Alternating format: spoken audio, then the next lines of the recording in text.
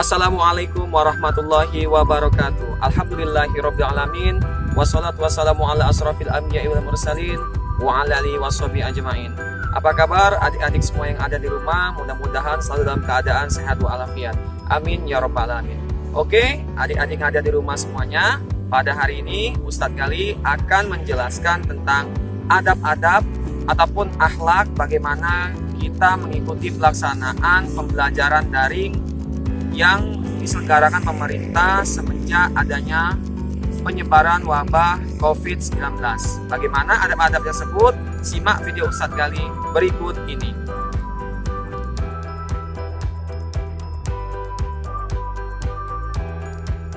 Oke, yang pertama adalah kita mengucapkan salam terlebih dahulu.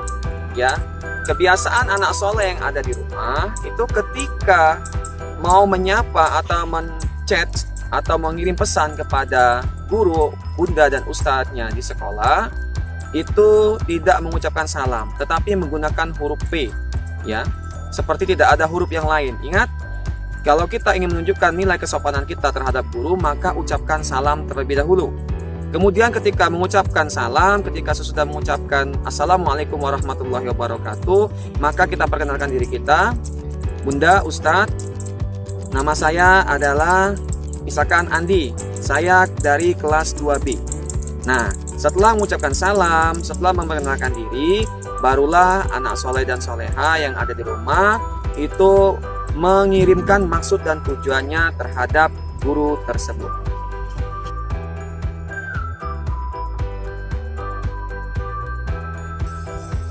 Adapun adab yang kedua, yaitu anak soleh dan soleha ketika mau memberikan pesan atau mau mengirimkan kata-kata terhadap guru anak soleh, ya, wajib anak soleh menggunakan kata-kata yang sopan, menggunakan bahasa yang sopan, menggunakan kata-kata yang bijak. Kenapa? Karena kata yang sopan, bahasa yang sopan ataupun bahasa yang bijak itu akan memberikan ketenangan bagi guru, memberikan rasa nyaman, dan guru pun senang ketika membacanya. Akan tetapi ketika anak soleh memberikan kata-kata yang kotor, kata-kata yang tidak sopan, bahkan itu nanti bisa menyinggung perasaan guru kita. Jangan sampai kata-kata yang kita keluarkan, kata-kata kita tulis, kata-kata yang kita kirim itu menyinggung perasaan guru kita.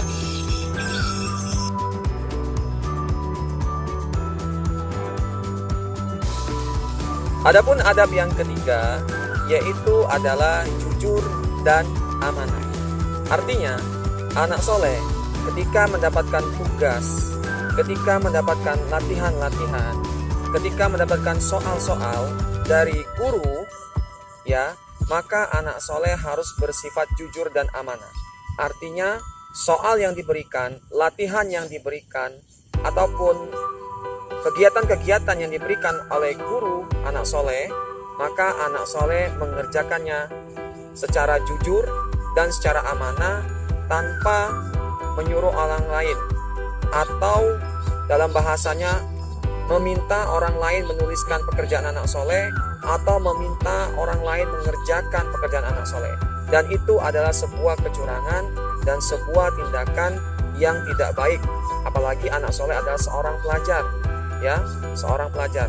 Maka jika kita mendapatkan tugas, mendapatkan latihan, mendapatkan soal-soal dari guru kita, maka sebaiknya kita kerjakan secara jujur dan amanah, sehingga itu akan bisa menjadikan kita sebagai hamba Allah yang baik, yaitu memegang nilai kejujuran dan nilai amanah.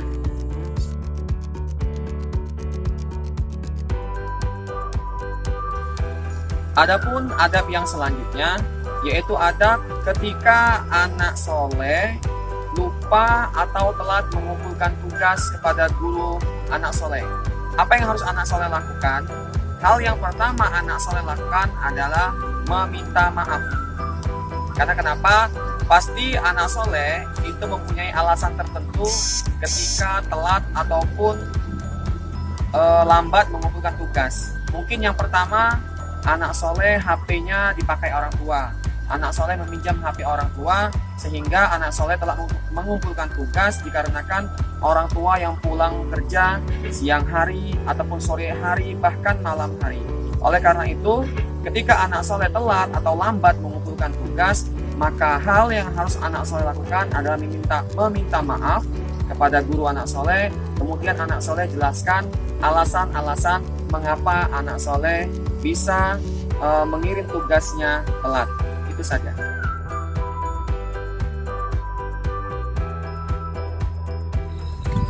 Oke, anak soleh dan soleh ada di rumah.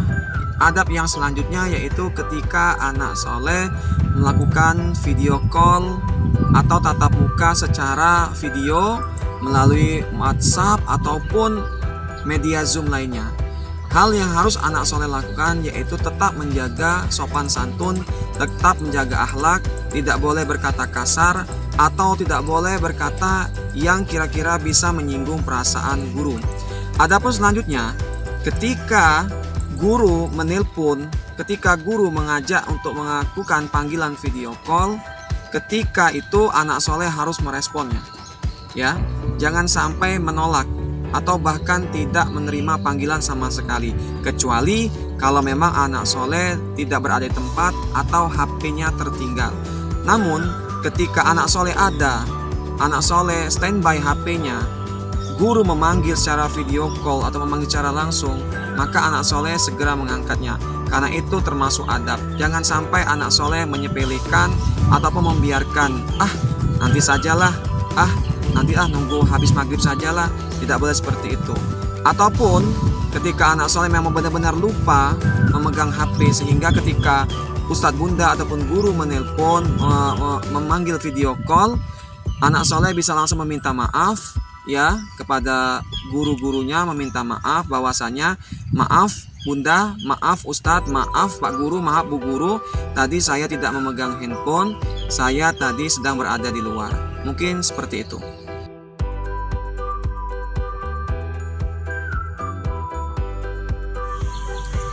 Oke, anak soleh, adapun yang terakhir yaitu mari kita niat dengan ikhlas, kita perbaiki niat kita. Yang pertama yaitu kita berniat untuk mengikuti pelaksanaan pembelajaran melalui daring tersebut. Ya, kalau niat kita sudah baik, ya, kalau niat kita di dalam hati sudah ingin mengikuti pembelajaran secara daring, insya Allah Allah akan permudahkan. Kemudian niat kita yang kedua yaitu untuk mencari ridha Allah Subhanahu wa Ta'ala. Artinya anak soleh dari awal itu harus konsisten untuk sepenuhnya mengikuti kegiatan pembelajaran secara daring. Jangan sampai kita sebagai seorang siswa itu mengecewakan guru kita. Bagaimana mengecewakan guru kita? Ada banyak sekali orang itu yang malas untuk mengikuti kegiatan daring. Malas lebih baik saya main game saja. Yang mengerjakan tugas siapa? Yang mengerjakan tugas adalah orang tuanya. Dan itu adalah ciri-ciri seorang peserta didik yang tidak bertanggung jawab, atau bisa kita katakan memiliki akhlak yang sangat jelek. Jangan sampai kita seperti itu. Mari kita perbaiki niat kita, kita perbaiki diri kita, sehingga kita menjadi pelajar yang soleh, mandiri, cerdas. Assalamualaikum warahmatullahi wabarakatuh.